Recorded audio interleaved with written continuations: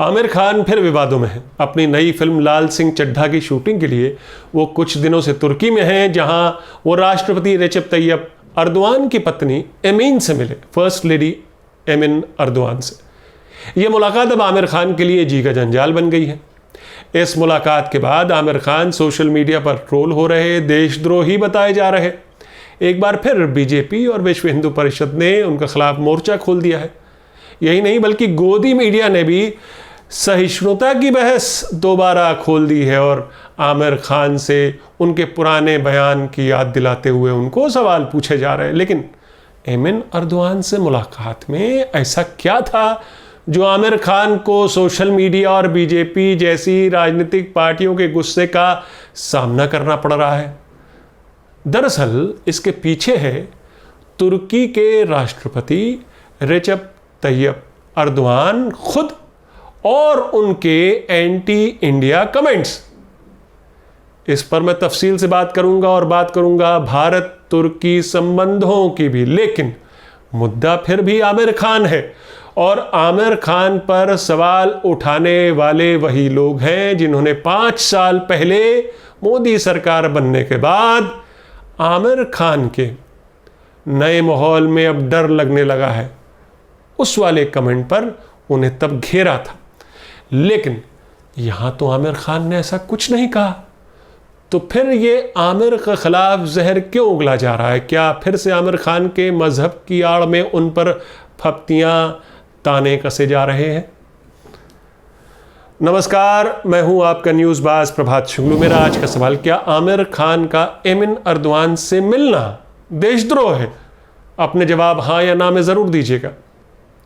Superstar Aamir Khan से मुलाकात के बाद फर्स्ट लेडी एमिन अर्दवान ने आमिर के साथ अपनी 3 फोटोज ट्वीट की और लिखा कि विश्व प्रसिद्ध इंडियन एक्टर आमिर खान से मिलकर उन्हें बेहद खुशी हुई और ये जानकर अच्छा लगा कि अपनी नई फिल्म की शूटिंग के लिए वो तुर्की आए और यहीं पर अपनी उस फिल्म की शूटिंग पूरी करेंगे।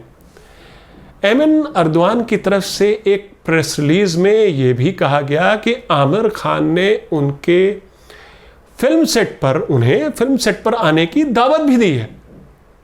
उधर एमिन अर्दवान और आमिर खान की मुलाकात होती है और इधर इंडिया में बीजेपी नेताओं ने आमिर खान पर तंज कसना शुरू किया।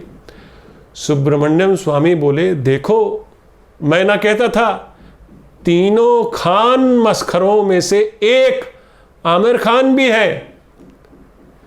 यानी आमिर के साथ साथ शाहरुख और सलमान खान को भी घसीट लिया सुब्रमण्यम स्वामी ने। बोले, आमिर को भारतीय एम्बेसी के लोगों के साथ अर्दवान की पत्नी से मिलने जाना चाहिए था, उनके साथ मिलने जाना चाहिए था एम्बेसी के लोगों के साथ। अब जब वो लौटे हैं तो 14 दिन क्वारंटाइन किया जाए उनको, क्योंकि वो कोविड के दौरान तुर्की गए। उसी तरह से बीजेपी प्रवक्ता गौरव भाटिया कह रहे, आमिर खान को इसी देश के लोगों ने आमिर खान बनाया है, क्या उनकी देश के प्रति कोई जिम्मेदारी नहीं? यानी ऐसे राष्ट्रपति की पत्नी से कैसे मिलते हैं जो कश्मीर के मुद्दे पर पाकिस्तान के साथ और भारत के खिलाफ? कपिल मिश्रा जैसे बीजेपी नेताओं ने आमिर खान के 5 साल वाले पुराने बयान को रिकॉल किया और उसकी आड़ में निशाना साधा कि इंडिया में डर लगता है, वहां नहीं लगता। यानी ये लोग जो कहना चाह रहे हैं वो ये कि जिस आमिर खान को भारत में रहने पर कभी डर लगता था, वो एक तानाशाह और सेक्युलर से कट्टर इस्लामिक देश में तब्दील होते देश के राष्ट्रपति की पत्नी से मिलने में उसे यानी आमिर खान को हिचकिचाहट क्यों नहीं हुई? कांग्रेस के प्रवक्ता ने सोमवार सुबह तुर्की के राष्ट्रपति अर्दवान के बारे में ट्वीट किया, और ये ऐसे ही तो ट्वीट किया नहीं होगा। और ट्वीट में वो लिखते हैं कि जो अर्दवान की तुर्की की सरकार है वो भारत में आतंकवाद को फंड कर रही। ये लिख रहे हैं अभिषेक मनु सिंघवी, कांग्रेस के प्रवक्ता। लिखते हैं, तुर्की भारत के लिए बड़ा अदृश्य खतरा है, इनविजिबल, उस पर एतबार नहीं किया जा सकता। लोगों ने सिंघवी के इस ट्वीट को आमिर खान के मुद्दे से जोड़कर देखा। मगर बाद में सिंघवी ने कहा कि ये कतई आमिर एपिसोड पर उनका कमेंट नहीं था, उन्होंने कोई आर्टिकल पढ़ा था जिसके बाद उनको ऐसा लगा कि उनको कुछ लिखना चाहिए, तो उन्होंने अपने बयान दर्ज किए और ना ही आमिर खान को उन्होंने इस ट्वीट में टैग किया है। यानी कि आमिर एपिसोड से उन्होंने पल्ला झाड़ लिया, हालांकि उनका कमेंट तुर्की पे था, अर्दवान पर था और तुर्की भारत संबंधों को लेकर था। यानी मुद्दा एमिन अर्दवान और आमिर खान की मुलाकात नहीं है, मुद्दा है तुर्की के राष्ट्रपति रेसेप तैयब अर्दवान। हाल फिलहाल ये इसलिए भी खबरों में थे अर्दवान साहब क्योंकि इन्होंने आया सोफिया म्यूजियम को वापस मस्जिद में तब्दील करने का आदेश दिया था, जो पहले कभी गिरजाघर हुआ करता था। तुर्की में अर्दवान की देखरेख में एक सेकुलर देश तेजी से कट्टर इस्लामिक देश बनने के रास्ते पर निकल पड़ा है, इसमें कोई शक नहीं। दरअसल लोकतंत्र की आड़ में अर्दवान ने बीते सालों में तुर्की के संविधान में भी फेरबदल किया, प्रधानमंत्री का पद समाप्त करके राष्ट्रपति के हाथ में सारे पावर ले लिए। अब वो राष्ट्रपति हैं। लिबरल्स और इंटेलेक्चुअल्स अर्दवान को पसंद नहीं है। ऐसे कई लोग तुर्की की जेलों में बंद हैं। सवाल ये उठता है कि क्या आमिर खान को ये सब जानकारी नहीं थी? क्योंकि आमिर खान के 5 साल पहले के बयान, उनका डर भारत में उभरती कुछ ऐसी ही जायज आशंकाओं के मद्देनजर था। नवंबर 2015 का वो बयान।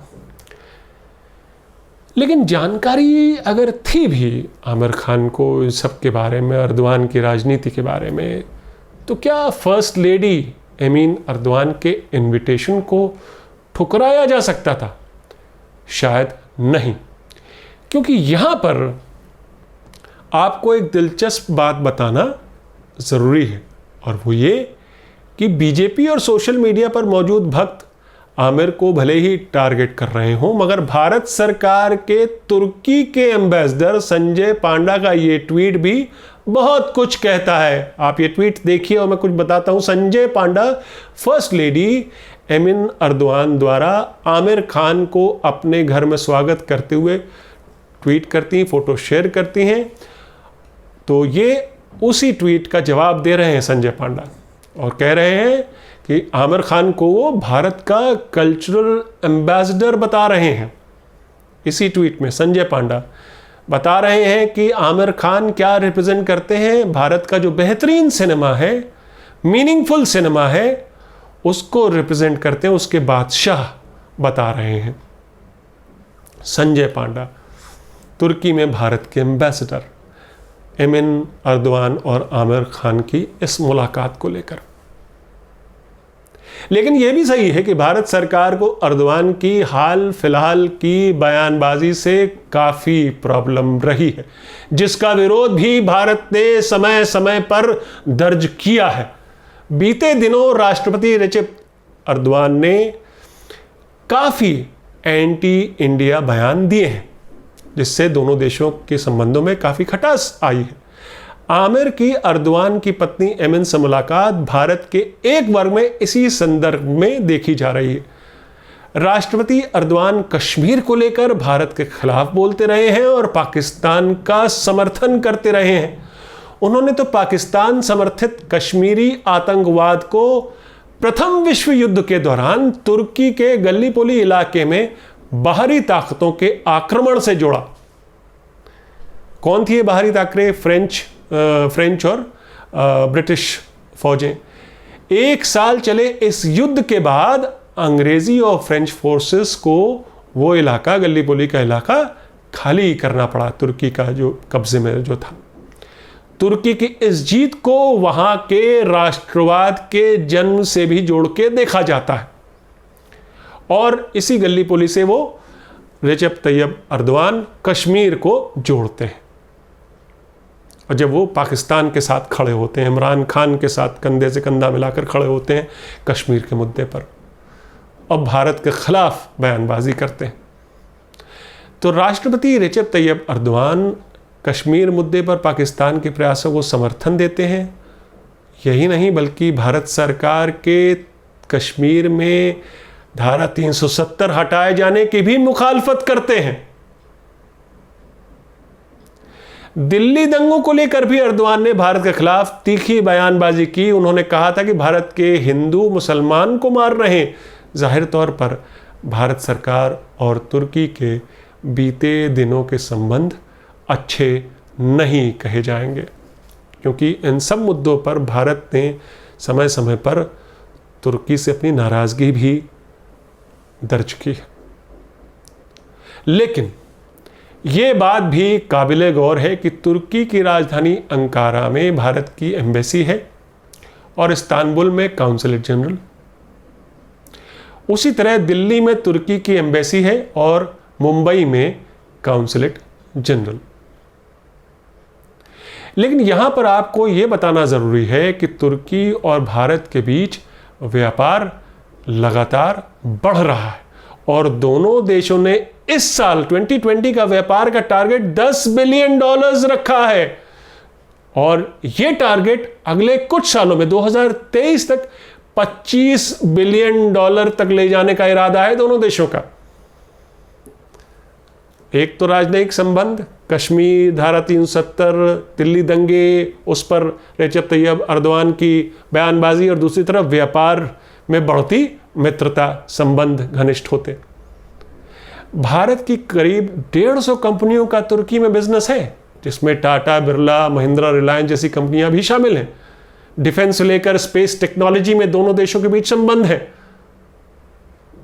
और राजनयिक संबंधों में खटास के बावजूद इन व्यापारिक संबंधों को लेकर दोनों देश काफी उत्साह और विश्वास जताते रहे हैं। लेकिन यहां यह ध्यान रखना भी जरूरी है कि आमिर खान और उनकी क्रू और टीम को भारत की ओर से तुर्की जाने पर कोई रोक टोक नहीं थी। आमिर खान भारत के एक प्रतिष्ठित नागरिक जरूर है, मगर भारत सरकार के नुमाइंदे के तौर पर वो तुर्की नहीं गए थे, ना ही उन्होंने वहां भारत के खिलाफ कोई बयानबाजी की, बल्कि आमिर और एमिन अर्दोआन की यह मुलाकात दोनों देशों के बीच आई खटास को कम ही करेगी, बढ़ाएगी तो कतई नहीं।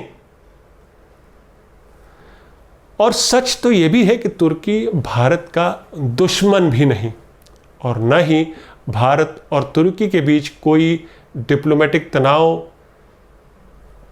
ऐसे हैं जो संबंध टूटने के कगार पर आ चुके हैं, जैसा कि भारत और पाकिस्तान के मौजूदा संबंध कहे जा सकते हैं इस तरह के। वैसे तुर्की के साथ संबंध तो नहीं है, लगातार ट्रेड बढ़ रहा है जैसा कि मैंने आपको बताया। तो फिर सवाल पूछा जाएगा ना कि आखिर आमिर खान को क्यों टारगेट किया जा रहा है? क्या उनका मजहब कारण है? यहां पर ठहर कर एक सवाल, क्या आमिर खान सऊदी अरब के प्रिंस सलमान अल सऊद से अगर रियाद में मिलते तो क्या इतना बड़ा बखेड़ा खड़ा होता? जवाब है बिल्कुल नहीं, क्योंकि प्रधानमंत्री मोदी के कार्यकाल में भारत और सऊदी अरब के संबंधों में घनिष्ठता आई है। दरअसल अर्दोआन का तुर्की अब आगे बढ़कर सऊदी अरब से मुस्लिम देशों की नुमाइंदगी छीन लेना चाहता है। तो ये वो लड़ाई भी चल रही है जिसे हमें समझना जरूरी है। कभी तुर्की ऑटोमन कैलिफेट का गढ़ था, लेकिन कमाल अतातुर्क ने तुर्की को सेकुलर पहचान दी, जिसे रेचेप अर्दोआन धीरे धीरे ध्वस्त करने में लगे हैं। अर्दोआन मुस्लिम देशों में तुर्की की वही पुरानी पहचान फिर खड़ी करना चाहते हैं। इसलिए जब सऊदी और भारत की मित्रता बढ़ी तो पाकिस्तान ने बढ़ के तुर्की को जोरदार झप्पी दे डाली और यूं शुरू हुआ नया डिप्लोमेटिक इक्वेशन, जिसके लपेटे में आमिर खान आ गए। मेरा आज का सवाल फिर दोहराता हूं, क्या आमिर खान का एमिन अर्दोआन से मिलना देशद्रोह है? अपने जवाब हां या ना में जरूर दीजिएगा। तो ये थी आज की न्यूज़बाजी। फिर मिलेंगे एक नई न्यूज़बाजी के साथ, तब तक के लिए नमस्कार।